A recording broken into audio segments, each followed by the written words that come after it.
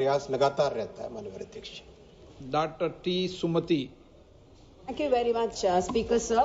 I would like to raise certain concerns to the Honourable Minister through you, sir, on regarding the onboard services of Vande Bharat trains, particularly on routes such as train number 20665 Chennai to Tirunelveli and train number 20628 Nagarcoil to Chennai. Sir, we are very happy and thankful that you have given 11 Vande Bharat trains, and we are proud that it's being manufactured in our Chennai ICF factory. Despite the fact that in these above mentioned Vande Bharat expresses, the onboard menu is predominantly North Indian cuisine, overlooking the rich culinary heritage of Tamil Nadu. Has any data been taken from the passengers regarding the feedback of the menu? Because I've received pleas and complaints that let the South Indian cuisine be included, and I would like the Honourable Minister to consider that.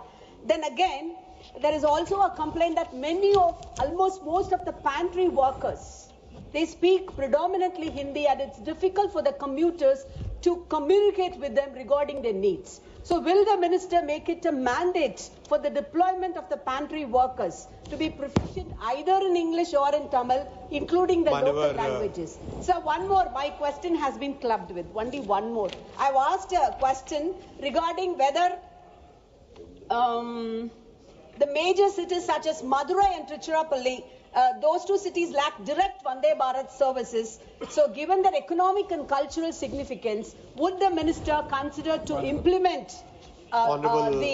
sending the routes of Vande Bharat trains to these important cities? Honourable Speaker, sir, I thank the Honourable Member for acknowledging the fact that so many Vande Bharats have been given to Tamil Nadu, and people of Tamil Nadu are really happy with this approach of our Honourable Prime Minister, where he believes Sabka Saath, Sabka Vikas, and all these states have been benefited. I would also like to mention here, Honourable Speaker, sir, when the entire Vande Bharat program was being rolled out, our Prime Minister Shri Narendra Modi ji very clearly mandated that in the initial phase itself, every state having broad gauge electrified network should get a Vande Bharat, including Northeast, including Himachal Pradesh, including Kerala. Each and every state has been given a good quality Vande Bharat train service. Regarding food service, we have done a very important experiment in Southern Railways, where to make sure that the local cuisine can be served to the passengers, we have created a new structure called YSA, and because of that, in large places, including in Kerala, at many places already South Indian food has been started served. I mean, many of the trains, people have started getting the South Indian food in the trains running predominantly in the Southern Railways. And as that program expands, more and more trains will be getting the local cuisine. And that program is for the entire country. Whichever train is predominantly passing through one particular region, Railways is now trying to get the delightful experience of the local cuisine of that area for the passengers, whether it is in the eastern side or it is on the western side, north or south, whichever side, that is a continuous improvement process that we are taking up, Honourable Speaker, sir. Patel. Shri Haribhai Patel. माननीय अध्यक्ष महोदय, मैं आपका धन्यवाद करता हूं। आपने मुझे बोलने का मौका दिया। क्या रेल मंत्री यह बताने की कृपा करेंगे कि उत्तर गुजरात से सूरत और वलसाड एवं बंबई तक नई गाड़ियां शुरू करने की कोई योजना है तो कृपया ब्यौरा करें।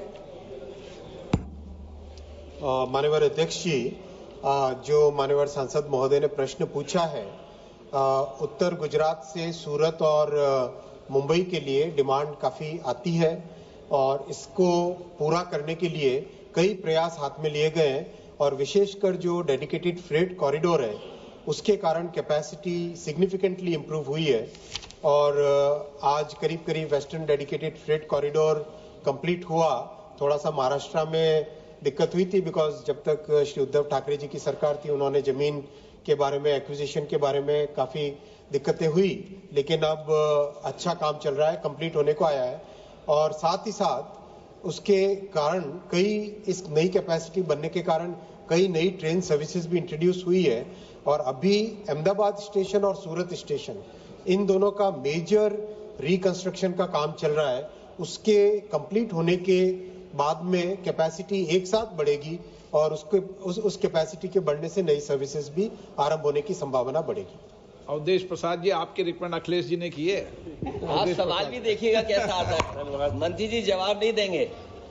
मान्यवर, नवरात्र का महीना है, समय चल रहा दिन। हम माननीय मंत्री जी को बधाई देते हैं, इन्होंने जो ट्रेन चलाई है वंदे भारत, और ये वंदे भारत एक्सप्रेस अयोध्या से लखनऊ से, लेकिन मान्यवर ये 2-3 बार सांड से टकराई है।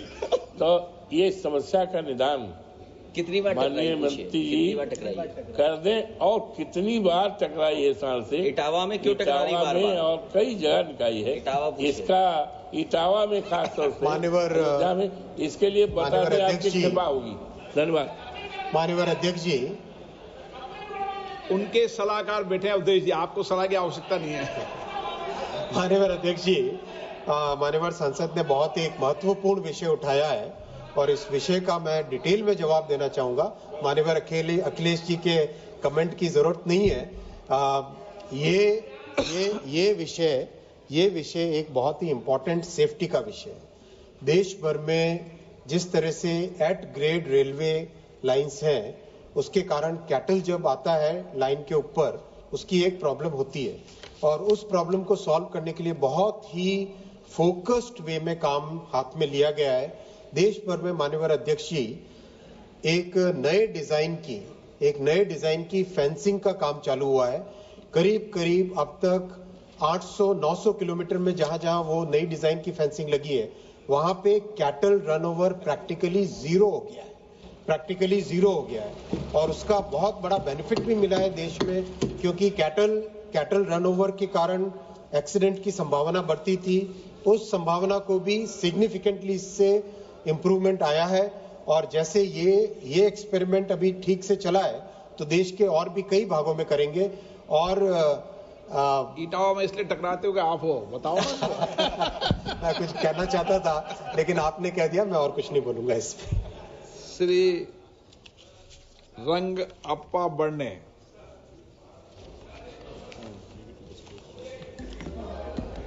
माननीय अध्यक्ष महोदय, मैं आपके माध्यम से माननीय मंत्री से जानना चाहता हूं कि मेरे चुनाव क्षेत्र में मुंबई से सोलापुर तक 2 वंदे मातरम ट्रेन चलती है, वंदे भारत ट्रेन चलती है, जो कि उसका पहला स्टॉप कल्याण में।